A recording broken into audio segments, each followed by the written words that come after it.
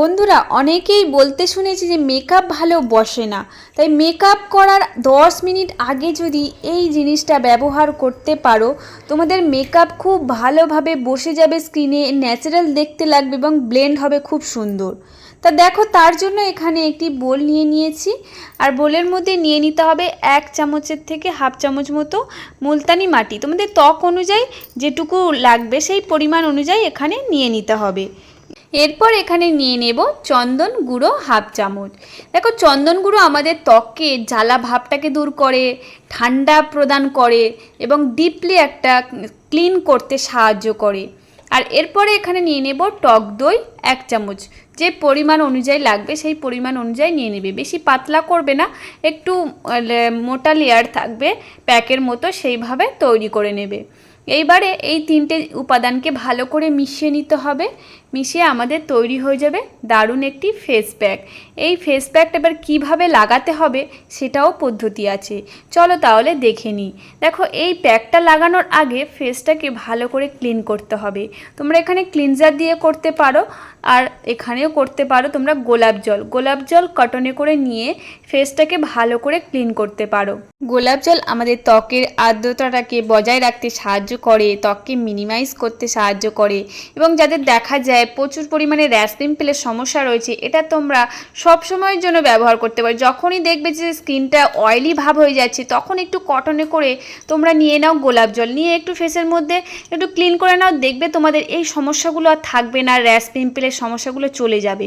দেখো, এইভাবে ফেসটাকে ক্লিন করে নেওয়ার পর এই ফেস প্যাকটা ফেসের মধ্যে লাগিয়ে নেব। দেখো, মুলতানি মাটি যাদের প্রচুর পরিমাণে ত্বকটা অয়েলি হয়ে যায় সেই অয়েলটাকে কন্ট্রোল করে এবং ভিতরে গভীরভাবে পরিষ্কার করতে সাহায্য করে।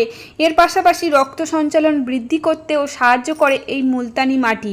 দেখো, এত সুন্দরভাবে কাজ করে, আমাদের ভিতর থেকে ধুলো ময়লাগুলো পরিষ্কার করে টেনে বের করে নিয়ে আসে এবং আমাদের ফেসটাকে উজ্জ্বল করতে, ট্যান রিমুভ করতেও সাহায্য করে।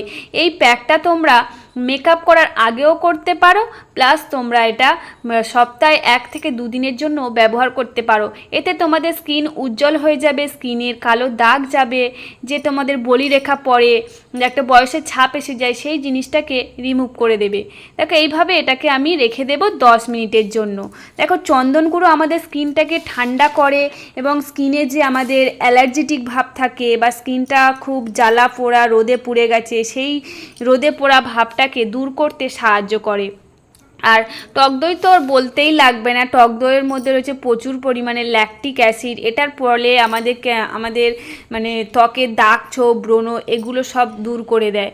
দেখো, এইভাবে আমি ফেসটাকে ভালো করে ক্লিন করে নিয়েছি।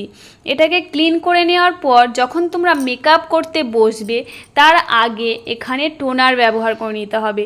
তোমরা অবশ্যই জানো মেকআপ করার আগে কি কি করতে হয়, সেইভাবে তোমরা তারপরে প্রসেসগুলো করে নেবে।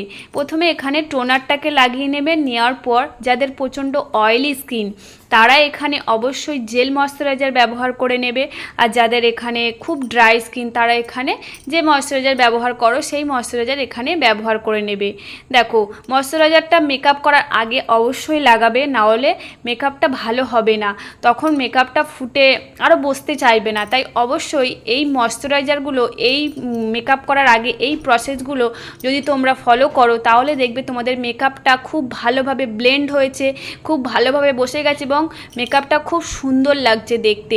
তোমরা এইভাবে যদি একবার করে দেখো, তোমরা মেকআপ করার আগে এই প্যাকটা মেখে একবার করে দেখো, তোমরা আমাকে কমেন্ট করে জানাবে যে মেকআপটা কেমন বসেছে। তোমরা খুব সুন্দর রেজাল্ট পাবে মেকআপের আগে যদি এটা করো। এবং তোমার এটা যদি তুমি প্রতিনিয়ত করতে পারো, সপ্তাহে 1 দিন করে, দেখবে তোমাদের স্কিন অনেক উজ্জ্বল হয়ে গেছে, কালো দাগ ছোপও চলে গেছে। তা চলো বন্ধুরা, তাহলে ভিডিওটা তোমাদের কেমন লাগলো আশা করি ভালো লেগেছে। যদি ভালো লেগে থাকে অবশ্যই চ্যানেলটিকে সাবস্ক্রাইব করে রেখো আরও নতুন নতুন ভিডিও দেখার জন্য। আর ফেসবুক থেকে দেখে থাকলে অবশ্যই আমার চ্যানেলটিকে ফলো করে রেখো আরও নতুন ভিডিও দেখার জন্য। আজ তাহলে এই পর্যন্তই, টাটা, ভালো থেকো।